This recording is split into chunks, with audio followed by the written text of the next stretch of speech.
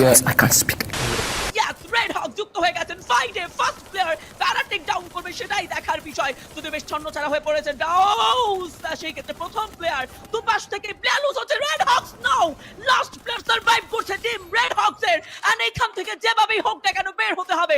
Reminder and প্রত্যেকেই নিজের জায়গা নিয়ে বেশ সিরিয়াস, বাট রেড হকস যেভাবেই হোক না কেন এই গল্পের সমাপ্তি এখন ইতি টানা যাবে না। আফ্রিকার তবে কি আজকের দিন আরো একটা ব্যর্থতা আমরা দেখতে পাবো কিনা?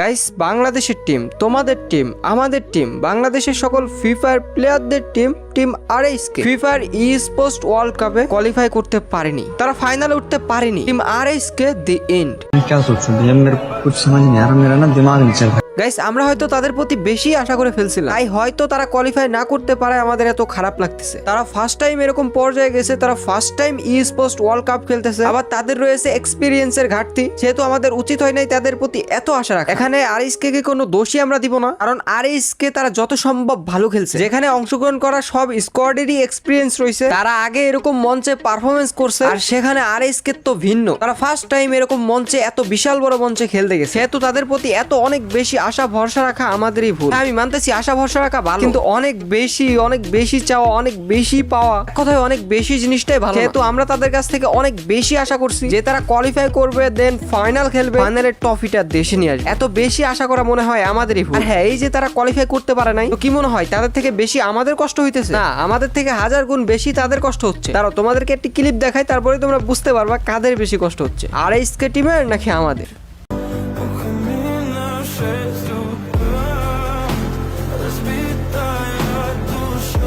গাইস, দেখতেই পারলাম তোমাদের আমাদের ব্লেড কিভাবে বাচ্চাদের মতো কান্না করতেছে। বললাম না তোমাদের আমাদের থেকে 1000 গুণ বেশি কষ্ট হচ্ছে আরএসকে টিমে। তারা দিন রাত প্র্যাকটিস করছে, দিন রাত কষ্ট করছে, কিন্তু শেষ ম্যাচ তারা কোয়ালিফাই করতে পারে নাই। তো তাদেরকে হেট না দিয়ে সবাই তাদেরকে কাছে টেনে নাও, তাদেরকে ভরসা দাও, তাদের মনোবল বাড়াও, এটাই। তাছাড়া আরএসকে টিম তোমাদের কাছে আর কিছু চাই। তোমরা অনেক সাপোর্ট করছো তাদেরকে, তোমরা পুরো ভাসিয়ে দিছো সাপোর্টে। আশা করি তোমরা এভাবেই ভবিষ্যতে তাদেরকে সাপোর্ট করবা। আর হ্যাঁ, যারা আরএসকে টিমকে হেট দিচ্ছ তাদের কি বলি, তোমরা যদি আরএসকে এর পর্যায়ে তাহলে বুঝতা যে ওখানে পারফর্ম করা কতটা কঠিন। আর আমি জানি তাদের প্রতি তোমাদের আশা ভরসা অনেকটা ছিল, কিন্তু তোমরা এখন নিরাশ হয়ে এরকমটা করতেছো। তো তোমাদের কি বলি, এরকমটা কইরো না, নিজেকে বুঝাও যে তারা ফার্স্ট টাইম গেছে, তাদের এক্সপিরিয়েন্সে ঘাটতি আছে, সেহেতু এরকমটা হতেই পারে। তো কেউ হেড দিও না। আশা করা যায় সামনে ভবিষ্যতে তারা আরো ভালো কিছু করবে, তারা কঠোরভাবে কামব্যাক করবে, সামনে তারা বড় বড় টুর্নামেন্টের ফাইনাল জিতবে। আর হ্যাঁ, একটা জিনিস ভাবো, আরএসকে এর প্রতি আমাদের এত ভরসা ছিল, লাস্ট ম্যাচ পর্যন্ত আমরা বলতেছিলাম আরএসকে কামব্যাক করবে, সাথে রিঙ্কু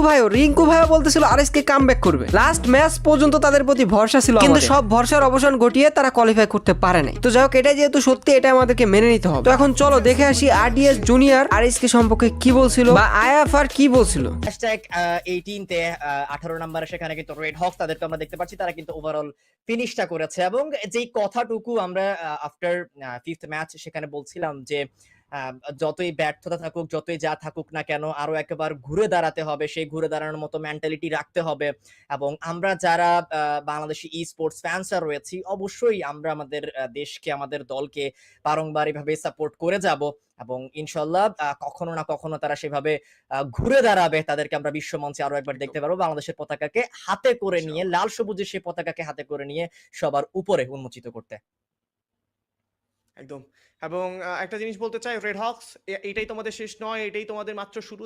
যাত্রা সবে শুরুতে অনেক ধরনের বাধা আসবে, অনেক ধরনের অবস্টেকলস আসবে। প্রথম অবস্টেকলস গুলো একটু আসলে একটু মানে টাফ লাগবে আপনার কাছে, একটু কঠিন লাগবে। তবে একটা জিনিস মনে রাখবেন, কষ্টের পথটাকে যদি আপনি পাড়ি দিতে পারেন, আপনার সেখানে কিন্তু একটা ভালো পথ রয়েছে। আপনার জন্য অনেক কষ্ট করলেই কিন্তু মিষ্ট মেলে, সেই কথা আমরা শুনে এসেছি। রেড হকস একটা জিনিস তোমাদের কাছে বলতে চাই, ফ্লিকা, ব্লেড, কুট্টুস, কাফি যারাই রয়েছে, তোমরা নেজারদের মতো প্লেয়ার্স গুলো, এটাই মাত্র শুরু, হারা যাবে না। এখনো পর্যন্ত অনেক সুযোগ রয়েছে তোমাদের জন্য, একটা বড় ফিউচার আমি কামনা করি। শুভকামনা থাকবে তোমাদের জন্য, শুভকামনা থাকবে তোমাদের পুরো ফিউচারের জন্য। এবং আমরা আরডিএ জুনিয়র আসলে তাদের এই জায়গা থেকে, বাংলাদেশ থেকে রেড হকসটাই কোয়ালিফাই করেছেন আমাদের এই বিশ্ব মঞ্চে, যারা কিনা ই স্পোর্টস ওয়ার্ল্ড কাপে বাংলাদেশকে রিপ্রেজেন্ট করেছে। কেমন করেছে সেটা দেখার প্রয়োজন নেই, কারণ তারা বাংলাদেশকে কোয়ালিফাই করেছে, এটাই আমাদের জন্য একটা মূল মোটিভ। হ্যাঁ, অবশ্যই, এবং বাংলাদেশকে তারা বিশ্ব মানচিত্রে অন্যান্য দেশগুলোর সাথেও তারা সেখানে তুলে ধরেছে, রিপ্রেজেন্ট করেছে ওভারঅল। গাইস তোমরা দেখতেই পারলা বা শুনতেই পারলা আরএসকে টিমকে তারা সান্ত্বনা দিয়েছে, তোমাদেরকে তারা সান্ত্বনা দিয়েছেন। তো আশা করা যায় তোমরাও বিষয়টা মেনে নিবা, তাদেরকে হেড দিবা না। তারা একদিন না একদিন ঘুরে দাঁড়াবে, বিশ্ব মঞ্চে বাংলাদেশের পতাকা উত্তোলন করবে। তো যাই হোক গাইস, লাস্ট এন্ড ফার্স্ট একটা কথাই, আরএসকে কোয়ালিফাই করে নাই তো কি হয়েছে? বলছিলাম না হারলেও আরএসকে, জিতলেও আরএস, তো এখনো সেটাই। তো আজকের এই ভিডিওটি এ পর্যন্তই, দেখাবে নতুন কোনো ভিডিওতে, ততক্ষণের জন্য টাটা, বাই বাই, আল্লাহ হাফেজ।